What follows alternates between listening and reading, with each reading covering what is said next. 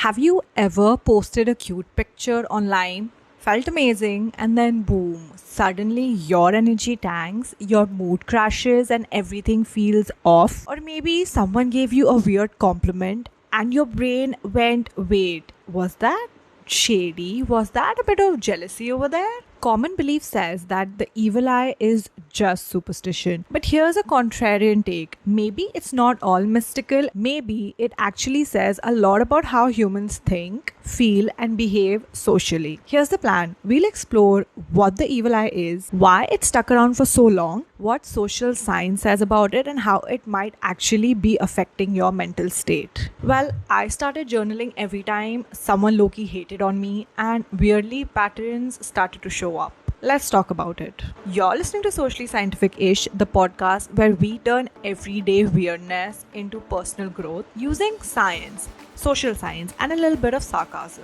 I'm Ish, your overthinking bestie, so let's get into it. Story time.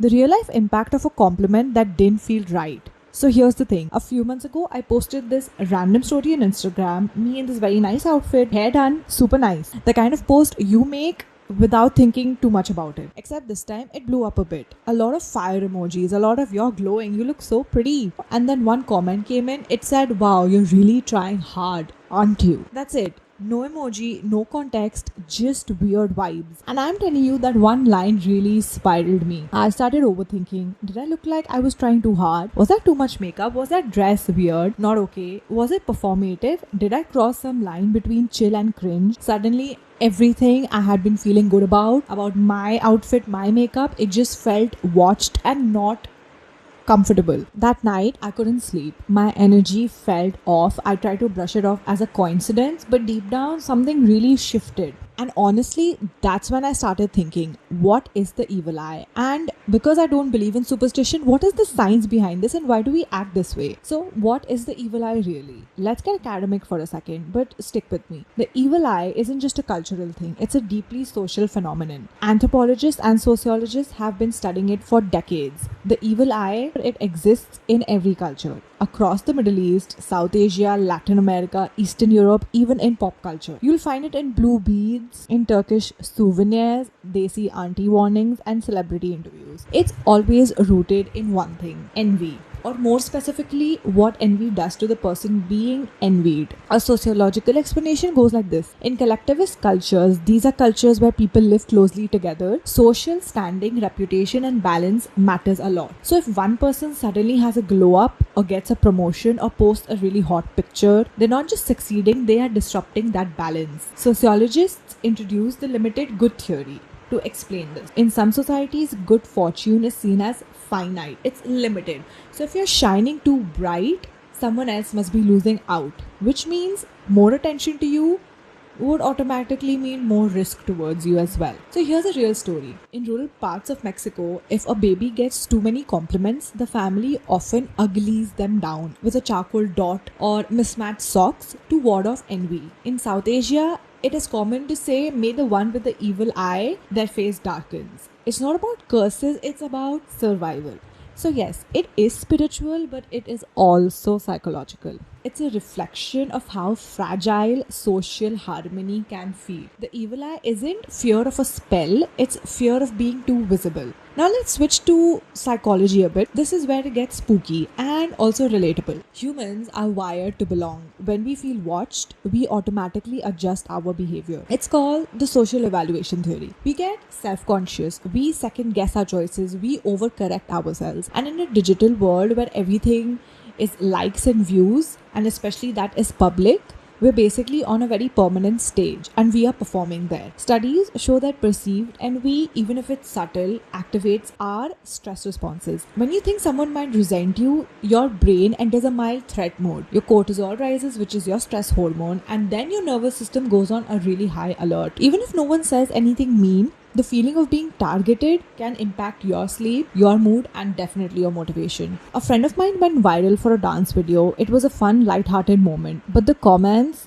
brutal. Suddenly, she was too confident, too attention-seeking, too this or too that. The backlash made her delete the post and even her account, and she didn't dance online again for a really long time. One minute she was joyful, the next she was hiding. It's not about weakness, it's about how our brains process attention. The evil eye is a metaphor for uninvited focus, and our psyche hasn't caught up with the internet yet. Next is shrinking to survive. So, what happens? We start hiding, we start shrinking ourselves, not just online but in real life too. And this part will hit deep because shrinking again is something that we all do in our everyday lives. When you see or sense resentment or judgment towards you, you learn to make yourself smaller to ward off that resentment. You tone down your successes, you laugh less loudly, you stop sharing your good news, you wait until it's safe to be seen, or you wait till it has happened to share that news. Sociologists would say you are managing your front stage self, the version of you that faces the world. You craft it to be likable, to not invite envy. But the cost, you lose your authenticity. I remember scoring a major sports win once, something I'd worked really hard for, cried over, sweat and cried over, prayed for. I didn't tell anyone except my immediate family. Why? Because I could imagine that subtle shade and I didn't want to deal with that. But then what? You end up living half visible. Okay, let's talk rituals. Bracelets, sage, smoke, lemon and chili totems, Instagram evil eye filters, you name it. But these aren't just aesthetic or religious, they serve a very psychological purpose. In 2016, a study on ritual and anxiety found that people who performed consistent personal rituals, even the superstitious ones, reported lower stress levels and higher emotional regulation. Why? Because rituals, they provide a sense of agency and also security. They help us feel like we're doing something about the invisible. You wearing an amulet won't erase envy, but it might make you walk taller and feel that confidence, and that confidence will protect you too. So one of my rituals, before I post anything personal, I ask myself, do I feel grounded?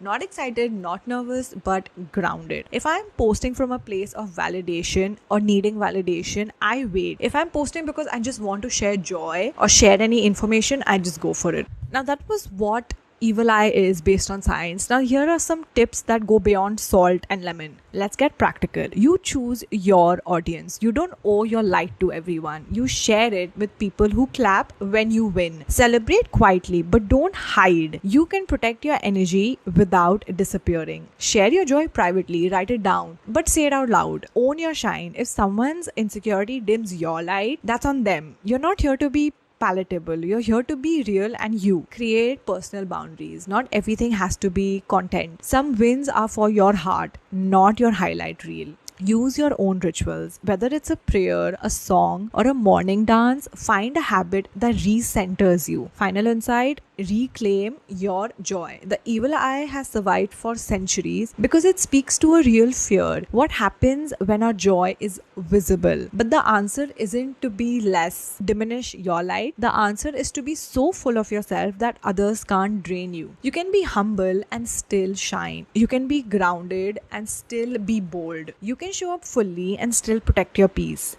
You deserve to be seen, not just in moments which are curated by you, but in your wholeness. Envy may be real, judgment may be real, but so is your worth. So maybe the evil eye isn't about magical hexes. Maybe it's about how we process attention, envy, and social belonging. Maybe it's not a curse, it's a cultural mirror. And maybe protecting your peace means understanding the science behind your spirals. So wear that bracelet, burn the sage, but also protect your energy like it's your Wi-Fi password. And remember, your glow doesn't dim just because someone else needs sunglasses. Some tips before you go: reflect on how you last felt seen in a weird way. Reclaim the parts of yourself you've been hiding to stay small.